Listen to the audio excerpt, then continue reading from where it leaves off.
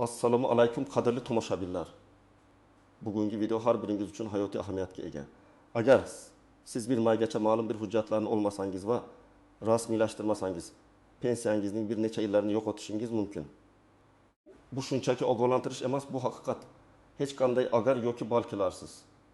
Shu sababli hozirroq kanalimizga obuna bo'ling, videoga like bosing va diqqat bilan tinglang. Chunki bu ma'lumotlar sizni juda katta muammolardan qutqarishi, yillar davomida to'plagan mehnat stajingizni saqlab qolishi mumkin. Bu pensiya yoshiga yaqinlashayotganlar allaqachon pensiyada bo'lganlar. Hatto yoshlar uchun ham tegishli bo'lgan mavzu, chunki bugun ko'riladigan chora-tadbirlar kelajagingizni belgilaydi. Muammoning mohiyati. Avvallari qanday edi va endi nimalar o'zgardi? Avvallari bizning mehnat stajimizni tasdiqlash ancha oddiy edi. Mehnat daftarchasi, arxiv hujjatlari, bularning hammasi to'liq qonuniy kuchga ega edi va pensiya fondi xodimlari buni bemalol qabul qilishardi. Hamma ma'lumotlar qog'ozda aniq ko'rsatilgan. Ish beruvchining imzosi va muhri bilan tasdiqlangan bo'lardi. Ish haqi hisob-kitoblar ham asosan qog'oz shaklidagi ma'lumotnomalar orqali amalga oshirilar edi. O'sha paytda hech kim kelajakda bu qog'oz hujjatlarning elektron tizimga o'tishda muammolar tug'dirishini o'ylamasdi ham. Ko'p hollarda odamlar pensiyaga chiqishdan oldin kerakli ma'lumotnomalarni yig'ib borar. Agar biror joyda kamchilik bo'lsa, uni tezda bartaraf etishga harakat qilar edi. Qog'oz formatidagi ma'lumotlarning afzalliklari bor edi. Ular ko'z bilan ko'rinadigan jismoniy dalil bo'lib xizmat qilar edi. Biroq so'nggi yillarda davlatimizda raqamlashtirish jarayoni juda jadal suratlar bilan olib borilmoqda. Endi mehnat staji va pensiya hisob-kitoblari ko'proq elektron tizimlar orqali amalga oshirilmoqda. Bu bir tomondan qulaylik. Shaffoflik va korrupsiyaning oldini olish uchun qilingan juda muhim qadam bo'lsa, ikkinchi tomondan uzoq yillar davomida qog'oz shaklida yuritilgan ma'lumotlar bilan bog'liq jiddiy muammolarni keltirib chiqardi. Elektron tizimlar, masalan, Yagona milliy mehnat tizimi (YMMT) faqat ma'lum bir sanadan keyingi ma'lumotlarni avtomatik ravishda o'z ichiga oladi. O'zbekistonda bu tizim 2020 yil yanvardan to'liq ishga tushirildi. Shu sanadan keyingi barcha mehnat shartnomalari, buyruqlar va mehnat staji to'g'risidagi ma'lumotlar avtomatik ravishda elektron tizimga kiritiladi. Bu juda yaxshi va kelajak uchun to'g'ri yechim. Ammo undan oldingi davr haqida nima deyish mumkin? 2020 yilgacha, ayniqsa 2005-2010 yillargacha bo'lgan davrlarda ishlayotganlarning mehnat daftarchalaridagi ma'lumotlar elektron bazaga avtomatik ravishda o'tkazilmagan. Ko'p hollarda korxonalar o'zlari bunday ma'lumotlarni elektronlashtirishlari kerak edi, lekin barcha korxonalar ham buni o'z vaqtida va to'liq bajarmagan. Natijada pensiya fondiga murojaat qilganingizda, ular sizning elektron mehnat stajingizda ma'lum bir davrlar bo'shlik bo'lib ko'rinishini aytishlari mumkin. Bu bo'shliqlar esa sizning pensiya miqdoringizga va hatto pensiya chiqish yoshingizga bevosita ta'sir qiladi. Masalan, agar siz 3 yil ishlagan bo'lsangiz-u, lekin 10 yillik stajingiz elektron bazada ko'rinmasa, siz pensiyani 20 yillik staj asosida olishingiz yoki umuman pensiya uchun yetarli stajga ega bo'lmasligingiz mumkin. Bu juda katta adolatsizlik, shunday emasmi? Shuning uchun davlatimiz fuqarolarimizning huquqlarini himoya qilish maqsadida eski qog'ozdagi ma'lumotlarni elektron bazaga kiritish uchun muayyan mexanizmlarni yaratgan. Ammo bu mexanizmlar doimiy emas va ularning muddati cheklangan bo'ladi. Hozirda biz aynan shunday muhim bir muddatga yaqinlashmoqdamiz. 1 may sanasi sizning eski qog'ozdagi mehnat stajingizni va ish haqi ma'lumotlaringizni elektron tizimga kiritish uchun juda muhim bo'lgan ma'lumotnomalarni olishning so'nggi imkoniyatlaridan biri bo'lishi mumkin. Agar siz shu muddatgacha harakat qilmasangiz, keyinchalik bu jarayon yanada murakkablashishi, sud orqali isbotlashga to'g'ri kelishi yoki umuman imkonsiz bo'lib qolishi mumkin. Bu sizning mehnat stajingizni, yillar davomida to'lagan soliqlaringizni va eng muhimi, kelajakdagi pensiyangizni bevosita xavf ostiga qo'yadi. Kerakli 3 ta ma'lumotnoma, kimlar tashvishlanishi kerak va kimlar yo'q demak. Pensiyangizga ta'sir qilishi mumkin bo'lgan muammolarni oldini olish uchun siz 1 maygacha olishingiz shart bo'lgan 3 ta asosiy ma'lumotnoma bor. Ularning har biri sizning mehnat stajingizning turli jihatlarini tasdiqlashga qaratilgan va ularsiz pensiya fondi sizning ba'zi davrlardagi mehnat faoliyatingizni tan olmasligi mumkin. Birinchi ma'lumotnoma. Mehnat stajini tasdiqlovchi ma'lumotnoma, arxiv ma'lumotnomasi. Bu ma'lumotnoma sizning mehnat daftarchangizdagi yozuvlar pensiya jamg'armasining elektron bazasida aks etmagan davrlarni tasdiqlaydi. Ayniqsa 2020 yil 1 yanvardan oldingi davrlar uchun bu juda muhim. Bu sizning qaysi korxonada, qaysi lavozimda va qaysi muddatlarda ishlaganingizni aniq ko'rsatishi kerak. Ushbu ma'lumotnoma sizning ishingiz davomida olingan buyruqlarning nusxalari, ishga kirish, ishdan bo'shash to'g'risidagi buyruqlar, shaxsiy kartochkalar va shtat jadvallari kabi arxiv hujjatlariga asoslanadi. Bu sizning mehnat daftarchangizdagi har bir yozuvni davlat tomonidan tasdiqlangan rasmiy hujjat bilan mustahkamlashdir. Ikkinchi ma'lumotnoma. Ish haqi to'g'risida ma'lumotnoma pensiya miqdori faqatgina stajga bog'liq emas, balki sizning maoshingizga ham bog'liq. Pensiyani hisoblashda eng ko'p ish haqi olgan yillaringiz odatda ketma-ket 5 yil davomidagi ish haqi hisobga olinadi. Agar sizning ish haqi ma'lumotlaringiz elektron bazada mavjud bo'lmasa, ayniqsa 2005 yildan oldingi davrlar uchun sizga bu ma'lumotnoma kerak bo'ladi. Ushbu ma'lumotnoma sizning pensiyangizni maksimal darajada olishingiz uchun xizmat qiladi. Unda sizning har bir oy uchun olgan ish haqingiz aniq ko'rsatilgan bo'lishi shart. Agar bu ma'lumotnoma bo'lmasa, pensiya fondi sizning ushbu davrdagi maoshingizni minimal ish haqi darajasida hisoblashi mumkin. Bu esa pensiyangiz miqdorining sezilarli darajada kamayishiga olib keladi. Uchinchi ma'lumotnoma maxsus mehnat sharoitlari to'g'risida ma'lumotnoma ayrim kasblar va ish turlari uchun, masalan, zararli sharoitlarda ishlash. Agar osti ishlari o'ta og'ir mehnat sharoitlari qonunchilikda imtiyozli pensiyaga chiqish huquqi belgilangan. Agar siz shunday sharoitlarda ishlagan bo'lsangiz, pensiyaga belgilangan yoshdan ancha oldin chiqishingiz mumkin. Ammo bu huquqni amalga oshirish uchun sizga bu sharoitlarni tasdiqlovchi alohida ma'lumotnoma kerak bo'ladi. Unda sizning ishingizning xususiyati, sharoitlari va ularning qonuniy me'yorlarga mos kelishi to'liq aks ettirilgan bo'lishi lozim. Bu ma'lumotnoma sizning pensiya yoshingizni bir necha yilga qisqartirishi mumkin. Kimlar ayniqsa tashvishlanishi kerak? 1. Pensiya yoshiga yaqinlashayotganlar. Agar siz keyingi 5-10 yil ichida pensiyaga chiqishni rejalashtirayotgan bo'lsangiz, vaqtingiz kam qoldi. Bu sizning pensiya hujjatlaringizni tartish uchun eng muhim davrdir. 2. Korxonasi tugatilgan, qayta tashkil etilgan yoki nomi bir necha bor o'zgargan joylarda ishlaganlar. Bunday holatlarda arxiv hujjatlarini topish ancha qiyin bo'ladi. Vaqt o'tishi bilan arxivlar yo'qolishi, tartibsiz holatga kelishi yoki umuman yo'q qilinishi mumkin. O'ting, mehnat daftarchasi to'liq emas yoki yo'qolib qolganlar. Agar mehnat daftarchangizda bo'shliqlar bo'lsa, yozuvlar o'chib ketgan bo'lsa yoki umuman yo'q bo'lsa, sizga yuqoridagi ma'lumotnomalar suv va havodek zarur. 2020 yilgacha, ayniqsa 2005-2010 yillardan oldin ishlaganlar ushbu davrlardagi mehnat staji elektron bazada aks etmaslik ehtimoli juda yuqori. 5. Chet elda ishlagan va chet el stajini tan olishni xohlaydiganlar, chet elda ishlagan davrlarni tasdiqlash uchun ham maxsus tartiblar va hujjatlar talab qilinadi. Ba'zi davlatlar bilan O'zbekiston o'rtasida shartnomalar mavjud bo'lib, ular stajni o'zaro tan olishni nazarda tutadi. Bunday holda ham chet eldagi mehnat faoliyatini tasdiqlovchi rasmiy hujjatlar talab etiladi. Kimlar tashvishlanishi shart emas ko'p hollarda. 1. 2002 yil 1 yanvardan keyin ish boshlaganlar, sizning barcha mehnat ma'lumotlaringiz elektron tizimda avtomatik ravishda qayd etilgan bo'ladi. 2. Barcha mehnat staji, masalan, davlat tashkilotlarida 2005 yildan keyin to'liq elektron tarzda rasmiylashtirilgan va muntazam ravishda pensiya jamg'armasiga ma'lumot uzatilgan fuqarolar. Sizning ma'lumotlaringiz pensiya jamg'armasi bazasida to'liq aks etgan bo'lishi ehtimoli yuqori. Ammo baribir shuni tekshirib ko'rishingiz tavsiya etiladi. 3. Mehnat daftarchasi namunali tarzda to'ldirilgan va unda hech qanday o'zgarishlarsiz barcha davrlar aniq ko'rsatilganlar. Faqat agar pensiya jamg'armasi buni avtomatik tan olsa. Real hayotdan misollar. Misol 1. Ahmad aka. 28 yoshda. 1995 yildan 2005 yilgacha katta bir zavodda muhandis bo'lib ishlagan. 2005 yilda zavod xususiylashtirilib, keyinroq bankrot bo'lgan.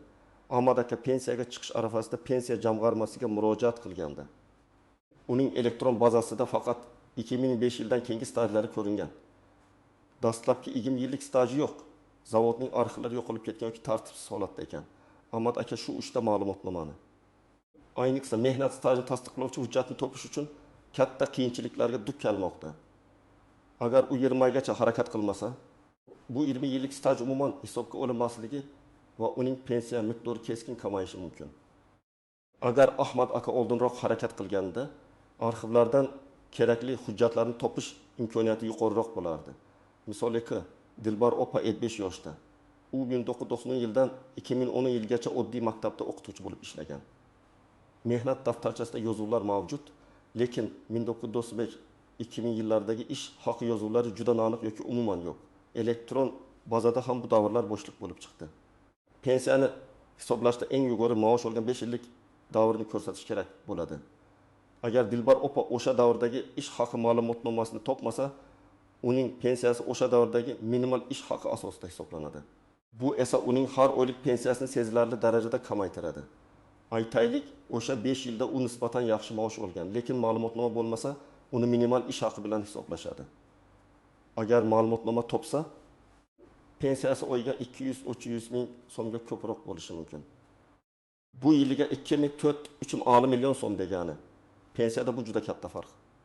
Misol uchun, Akmal aka 22 yoshda. U 20 yil davomida og'ir sanoat korxonasining zararli sharoitga ega sexda ishlagan. Mehnat daftarchasida ham bu haqda yozuv bor edi. Ammo pensiya fondi elektron bazada uning maxsus mehnat sharoitlari haqida hech qanday ma'lumot topmadi. Akmal aka 55 yoshda imtiyozli pensiyaga chiqishni kutayotgan edi. Lekin agar u maxsus mehnat sharoitlarini tasdiqlovchi ma'lumotnomani olmasa, uning bu staji oddiy staj sifatida hisoblanadi va u pensiyaga faqat 60 yoshda chiqa oladi. Bu degani, u yana takas yil ishlashiga to'g'ri keladi yoki shu davr uchun pensiyadan mahrum bo'ladi. Akmal akaning misolida korxona qayta tashkil etilgan va uning ishi aynan qaysi sexga to'g'ri kelishini arxivdan aniqlash qiyinlashmoqda. Xulos qilib aytganda, bu 3 ta ma'lumotnoma sizning pensiya huquqingizni to'liq himoya qilish uchun asosiy vositalardir. Ularni olish uchun 20 oygacha qolgan vaqt juda muhim. Qoidalarga istisnolar, qaltis jihatlar va noaniq nuanslar pensiya masalasi har doim ham shaffof va oson bo'lmaydi. Ba'zan qoidalarga istisnolar, kutilmagan qaltis jihatlar va aniq ko'rinmaydigan nuanslar uchrab turadi. Ularni bilish sizni ortiqcha boshliqdan qutqaradi. Qoidalarga istisnolar. 1. Oliy ta'lim muassasalarida va kasb-hunar kollejlarida o'qish davrlari. O'zbekiston qonunchiligiga ko'ra, oliy ta'lim muassasalarida kunduzgi bo'limda o'qish davri mehnat stajiga qo'shiladi. Shuningdek, ba'zi kasb-hunar maktablari va kollejlardagi kunduzgi o'qish davrlari ham stajga hisoblanishi mumkin. Ammo buni tasdiqlash uchun sizga diplomning asl nusxasi yoki o'quv yurtidan olingan ma'lumotnoma kerak bo'ladi. Bu davrlar ko'pincha elektron bazada ko'rinmasligi mumkin. Shuning uchun pensiyaga chiqishdan oldin bu hujjatlarni tayyorlab qo'yish maqsadga muvofiq. 2. Harbiy xizmat davrlari, muddatli harbiy xizmatda bo'lish davri ham mehnat stajiga qo'shiladi. Buni tasdiqlash uchun harbiy guvohnoma yoki harbiy qismdan olingan ma'lumotnoma talab qilinadi. Bu ham elektron tizimda avtomatik aks etmasligi mumkin. 3. Bolalarga yoki nogiron shaxslarga qarash davrlari. Bolaga 3 yoshga to'lgunga qadar qarab parvarish qilish davri jami 3 yildan ortiq bo'lmagan holda ham stajga qo'shiladi. Shuningdek, 16 yoshgacha bo'lgan nogiron bolaga, bolalikdan nogiron bo'lgan shaxsga, guruh nogironiga yoki 80 yoshga to'lgan kishiga qarash davri ham stajga hisoblanadi. Buni tasdiqlash uchun tug'ilganlik haqidagi guvohnoma, nogironlik to'g'risidagi hujjatlar va pensiya jamg'armasidan ma'lumotnoma kerak bo'ladi. Bu davrlar ham ko'pincha qo'lda kiritilishi lozim. Yakka tartibdagi tadbirkorlik va o'zini o'zi band qilish davrlari. Agar siz yakka tartibdagi tadbirkor bo'lgan bo'lsangiz yoki o'zini o'zi band qilgan shaxs sifatida ro'yxatdan o'tgan bo'lsangiz va belgilangan tartibda ijtimoiy soliq to'lagan bo'lsangiz, bu davrlar ham mehnat stajiga qo'shiladi. Buni tasdiqlash uchun soliq idorasidan ma'lumotnoma kerak bo'ladi. Qaltis jihatlar, muddati o'tgan yoki noto'g'ri to'ldirilgan hujjatlar, ba'zan eski hujjatlarda imzo muhr yoki sanalar to'liq bo'lmasligi mumkin. Noto'g'ri sanalar. Ism sharifdagi xatolar, lavozim nomlarining noaniqligi hujjatni haqiqiy emas deb topishga olib kelishi mumkin. Har bir mayda detalga e'tibor bering. 2. Soxta hujjatlar. Hech qachon soxta hujjatlardan foydalanmang. Bunday holatlar qonun tomonidan juda qattiq jazolanadi. Nafaqat pensiyadan mahrum etish, balki jinoiy javobgarlikka tortish ham mumkin. Pensiya fondi barcha hujjatlarni juda sinchkovlik bilan tekshiradi. Korxonalar hujjat berishdan bosh tortishi yoki to'lov talab qilishi, afsuski, Bazı korxonalar ayniqsa xususiylashtirilgan. O'zgargan korxonalar eski xodimlariga ma'lumotnoma berishdan bosh tortishi yoki buning evaziga noqonuniy ravishda pul talab qilishi mumkin. Bunday holatlarda siz yuqori tashkilotlarga, prokuratura yoki adliya idoralariga murojaat qilishingiz kerak. Hujjat berish majburiy va bepul bo'lishi kerak. 4. Arxivlarning yo'q qilinishi yoki erishib bo'lmaydigan holga kelishi bu eng keng tarqalgan muammolardan biri. Vaqt o'tishi bilan korxonalarning arxivlari yo'qolishi, suv bosishi, yong'in natijasida shikastlanishi yoki shunchaki tartibsizlikka tushishi mumkin. Aynan shu sababli ham bir maygacha harakat qilish zarur. Chunki vaqt o'tgan sayin arxivlarni topish imkoniyati kamayib boradi. Noaniq nuanslar 1. Aniq sanalar va lavozim nomlarining mos kelishi pensiya fondi har bir davrning boshlanish va tugash sanasini, shuningdek lavozimingizning rasmiy nomini juda qattiq tekshiradi. Mehnat daftarchangizdagi yozuvlar bilan arxiv ma'lumotnomalardagi ma'lumotlar to'liq mos kelishi kerak. Agar ishchi deb yozilgan bo'lsa-yu, siz katta ishchi bo'lgan bo'lsangiz ham bu ma'lumotnomada aniq ko'rsatilishi kerak. Bu har bir kun va har bir lavozim muhimligini anglatadi. 2. Familiya o'zgarishi, turmushga chiqish. Agar sizning familiyangiz turmushga chiqqandan keyin o'zgargan bo'lsa, sizning oldingi familiyangizdagi hujjatlar bilan hozirgi familiyangizdagi hujjatlarning bog'liqligini tasdiqlovchi nikoh guvohnomasi yoki boshqa rasmiy hujjatlarni taqdim etishingiz shart. Bu pensiya fondi uchun shaxsiy ma'lumotlarni tekshirishda juda muhim.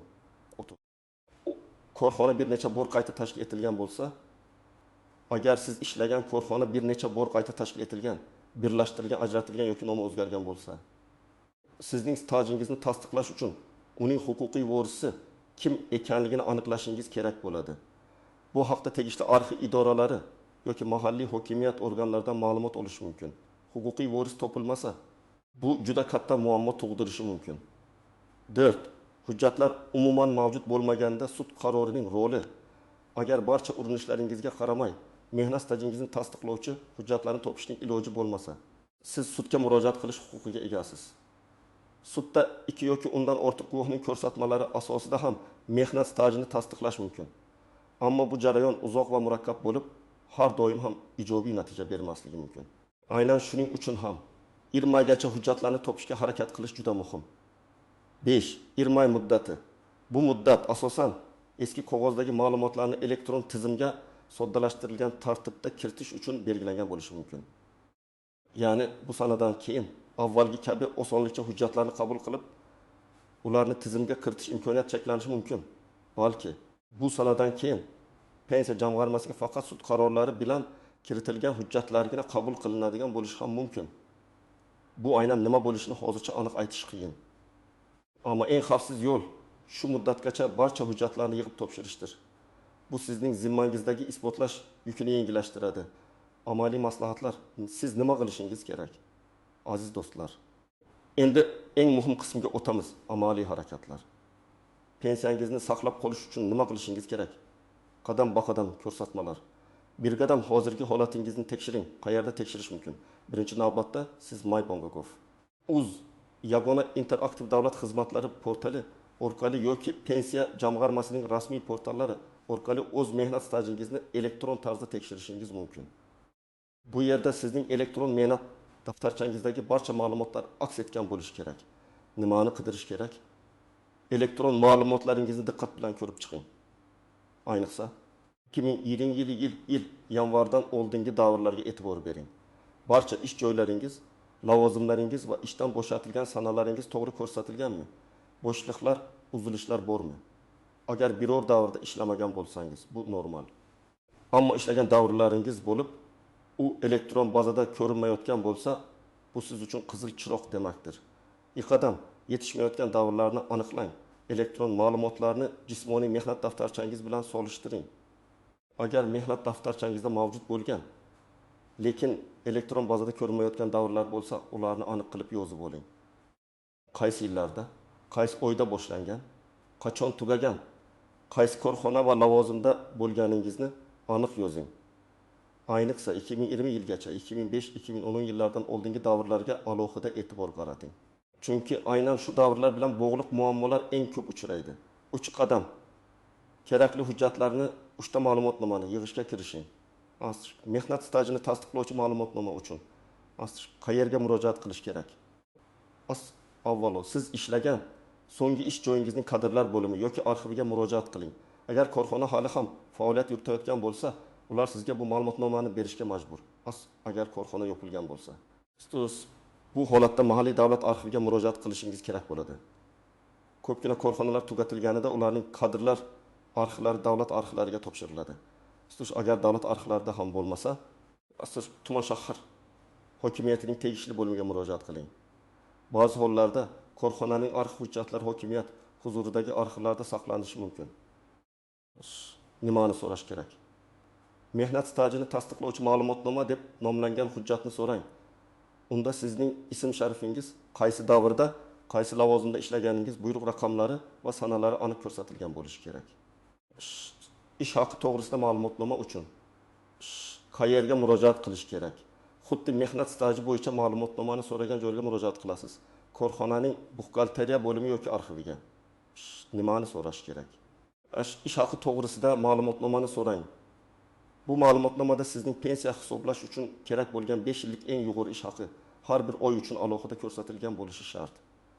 Agar ma'lumotlar arxivda bo'lsa, sizning iltimosingizga ko'ra ulardan kerakli ma'lumotlarni berishlari kerak. Maxsus mehnat sharoitlari to'g'risida ma'lumotnoma uchun qayerga murojaat qilish kerak? Bu ma'lumotnoma ham korxona arxivlaridan yoki kadrlar bo'limidan olinadi. Agar korxona tugatilgan bo'lsa, davlat arxivlari yordam berishi mumkin. Nimani so'rash kerak? Maxsus mehnat sharoitlari to'g'risida ma'lumotnoma deb so'rang. Unda siz ishlagan sex yoki bo'limning nomi, ishning xususiyati, masalan, yer osti ishlari, yuqori harorat, kimyoviy moddalar bilan ishlash va yig'it ishlagan davrlaringiz va bu sharoitlarning qonunchilikda belgilangan me'yorlarga mosligi haqida aniq ma'lumotlar bo'lishi kerak. Ba'zan ish joyining sertifikatsiya hujjatlari ham talab qilinishi mumkin. 4 qadam. Hujjatlarning to'g'riligini tekshiring. Hujjatlarni o'rgach, ularni diqqat bilan o'rganing. Ism sharifingiz, sanalar, lavozim nomlari, korxona nomlari to'g'ri yozilganmi? Hujjatlarda korxona muhri va mas'ul shaxsning imzosi bormi? Imzolar va muhrlar aniq va o'qishli bo'lishi kerak. Agar biror xatolik bo'lsa, darhol tuzatishni talab qiling. Bitta kichik xato ham pensiya fondi tomonidan hujjatni rad etishga asos bo'lishi mumkin. 5 qadam. Hujjatlarni pensiya jamg'armasiga topshirish. Yig'ilgan barcha ma'lumotnomalarni va boshqa tasdiqlovchi hujjatlarni, mehnat daftarchasi, pasport, diplom va haqi nusxalari bilan birga pensiya jamg'armasining sizning yashash joyingizdagi bo'limiga murojaat qilib topshirishingiz mumkin. Shuningdek, MyBond.gov uz portali orqali ham elektron shaklda skan qilingan holda yuklashingiz mumkin. Ammo eski hujjatlar bilan bog'liq bo'lganligi sababli shaxsan borib topshirish va qabul qiluvchidan kvitansiya olish ko'proq ishonchli bo'ladi. Barcha hujjatlarning nusxalarini o'zingizda saqlab qoling. Agar biror muammo chiqsa, sizda qo'shimcha dalil bo'ladi. Agar barcha urinishlar barbod bo'lsa, astirish guvohlik ko'rsatmalari orqali. Agar hujjatlarni topishning mutlaqo iloji bo'lmasa, siz sudga murojaat qilib, mehnat stajingizni guvohlarning ko'rsatmalari asosida tasdiqlashingiz mumkin. Buning uchun siz bilan birga ishlagan kamida 2 nafar fuqaroning ko'rsatmasi talab qilinadi. Ular siz bilan bir davrda va bir joyda ishlaganini isbotlay olishlari kerak. Asrish sud jarayonlari bu eng oxirgi chora. Sud jarayoni ancha vaqt talab qilishi va murakkab bo'lishi mumkin. Shu sababli bunday holatga tushmaslik uchun hozirroq harakat qilish zarur. Shunday qilib, aziz do'stlar, bugungi videoda siz pensiyangizni saqlab qolish uchun 1 maygacha qanday muhim qadamlar qo'yishingiz kerakligini atroflicha tushuntirib berdim.